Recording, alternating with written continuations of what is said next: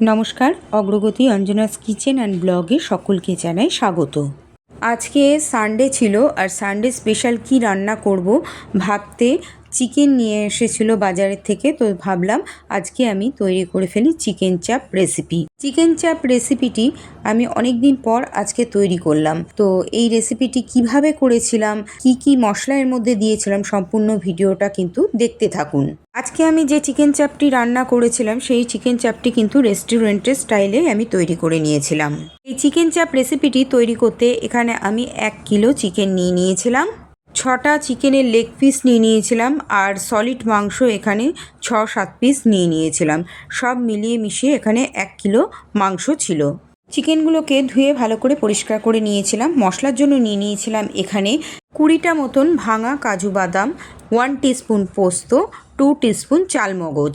আরও একটি মশলার জন্য নিয়ে নিয়েছিলাম একটি বড় গোটা এলাচ, 7-8টা ছোট এলাচ, সামান্য পরিমাণে জয়িত্রী, 3টে দারুচিনির কাঠ ও 8-10টা লবঙ্গ। আর নিয়ে নিয়েছিলাম 200 গ্রাম টক দই। তার সাথে নিয়ে নিয়েছিলাম 3টে বড় সাইজের পেঁয়াজ কুচিয়ে নিয়েছিলাম, একটি মাঝারি সাইজের রসুন ছাড়িয়ে নিয়েছিলাম, আর 25 গ্রাম মতন আদা নিয়ে নিয়েছিলাম, 3টে কাঁচা লঙ্কা নিয়ে নিয়েছিলাম। এবার গ্যাসের ওভেনে কড়াই বসিয়ে তাতে জয়িত্রী এবং ছোট এলাচ আর বড় এলাচটিকে ফাটিয়ে আমি ড্রাই রোস্ট করে নিয়েছিলাম। ড্রাই রোস্ট করে নেবার পর এটাকে আমি শিলপাটার মধ্যে দিয়ে গুঁড়ো করে একটি গুঁড়ো পাউডার তৈরি করে নিয়েছিলাম। এই যে দেখুন, ঠিক এইভাবেই আমি গুঁড়ো একটি ড্রাই রোস্ট পাউডার তৈরি করে নিয়েছিলাম। অপরদিকে মিক্সার গ্রাইন্ডারের মধ্যে আদা, রসুন ও কাঁচা লঙ্কাটাকে দিয়ে একটা পেস্ট বানিয়ে নিয়েছিলাম। এবার চিকেনটাকে ম্যারিনেট করে নিয়েছিলাম। প্রথমে লবণ দিয়ে নিয়েছিলাম, তারপরে আদা, কাঁচা লঙ্কা ও রসুন বাটাটা দিয়ে দিয়েছিলাম এর মধ্যে, আর দিয়ে দিয়েছিলাম 100 গ্রাম মতন টক দই। টক দই, আদা, কাঁচা লঙ্কা ও রসুন বাটাটা এবং লবণ দিয়ে একসঙ্গে ভালো করে মেখে নিয়েছিলাম। হাত দিয়ে মেখে নেবার পর এর মধ্যে এবার সেই গুঁড়ো করে রাখা জয়িত্রী ও এলাচটার যে ড্রাই রোস্ট করে আমি গুঁড়ো করে নিয়েছিলাম সেই মশলাটা আমি এর মধ্যে দিয়ে ভালো করে মেখে ম্যারিনেট করে নেওয়ার পর আমি একটা ঢাকা দিয়ে 1 ঘন্টা মতন রেখে দিয়েছিলাম।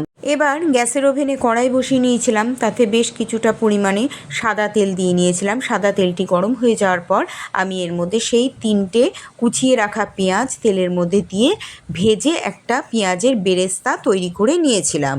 পেঁয়াজের বেরেস্তাটাকে বেশ অনেক সময় ধরে আমাকে ভাজতে হয়েছিল। তারপরে যখন লাল রঙের রং ধরে এসেছিলো সেই পর্যায়ে আমি পেঁয়াজের বেরেস্তাটাকে কড়াই থেকে ভেজে তুলে নিয়েছিলাম।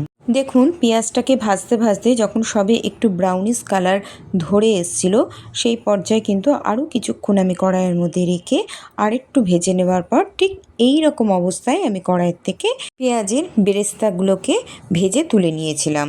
এবার পেঁয়াজ ভাজা হয়ে গেলে পেঁয়াজ ভাজাটাকে তুলে নেবার পর ওই তেলের মধ্যে কাজু এবং চাল মগজটাকে আমি দিয়ে দিয়েছিলাম। কাজু ও চাল মগজটাকে বেশ খানিকক্ষণ সময় ধরে হালকাভাবে নেড়ে চেড়ে যখন হালকা একটা ব্রাউন কালার আসবে তখন কিন্তু আমি এই ভাজা কাজু এবং চাল মগজটাকে তুলে নিয়েছিলাম।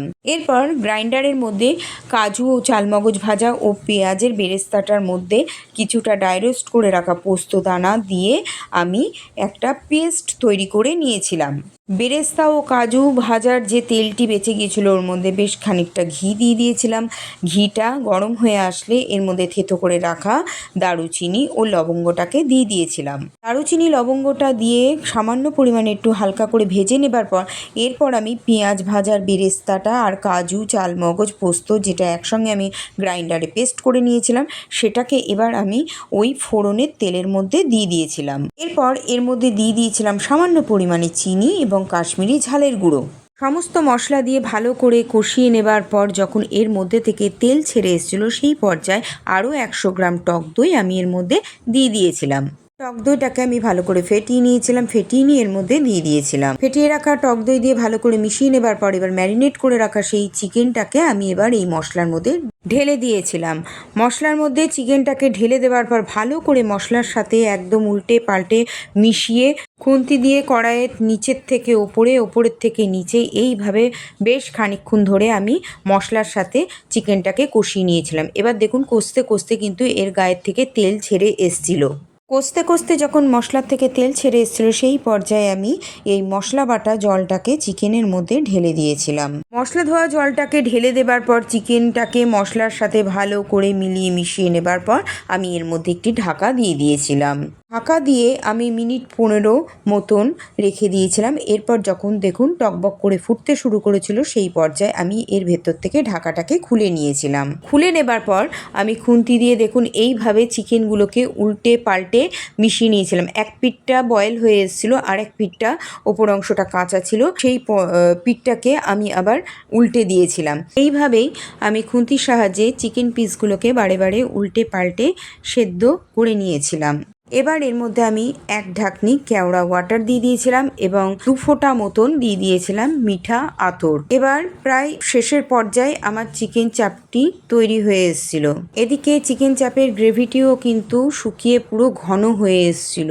যখন ঘন হয়ে আসবে সেই পর্যায়ে কিন্তু এই কেওড়া ওয়াটারটি আপনারা আপনাদের পরিমাণের মতন বুঝে দেবেন, আর মিঠা আতরটাও কিন্তু সামান্য পরিমাণে এর মধ্যে দিয়ে দেবেন। চিকেন চাপের মধ্যে এই কেওড়া ওয়াটার এবং এই মিঠা আতরটা কিন্তু দিতেই হবে, না হলে কিন্তু এই রেস্টুরেন্টের মতন স্টাইলের যে স্বাদটা আর স্মেলটা আসবে না। কিন্তু দেবার সময় অবশ্যই খেয়াল রাখবেন যেন অতিরিক্ত না হয়। অতিরিক্ত যদি এর মধ্যে মিঠা আতর অথবা কেওড়া ওয়াটার পড়ে যায় তাহলে কিন্তু এর টেস্টটি খেতে একেবারেই ভালো লাগবে না। তাই দেওয়ার সময় আপনারা আপনাদের পরিমাণ বুঝে এবং আন্দাজ মতন এই জিনিস দুটো ব্যবহার করবেন। তৈরি হয়ে গেল আমার রেস্টুরেন্টের স্টাইলে চিকেন চাপ রেসিপি। রেসিপিটি কেমন লাগলো অবশ্যই কিন্তু জানাবেন। আর আমার এই রেসিপিগুলো দেখে ভালো লাগলে অবশ্যই আমার চ্যানেলটিকে সাবস্ক্রাইব, লাইক, কমেন্ট, শেয়ার করে দেবেন। রেস্টুরেন্টের মতন স্বাদের এই চিকেন চাপের রেসিপির ভিডিওটি সম্পূর্ণ টিপস দেখে আপনারাও বাড়িতে তৈরি করে ফেলুন এই চিকেন চাপ রেসিপিটি।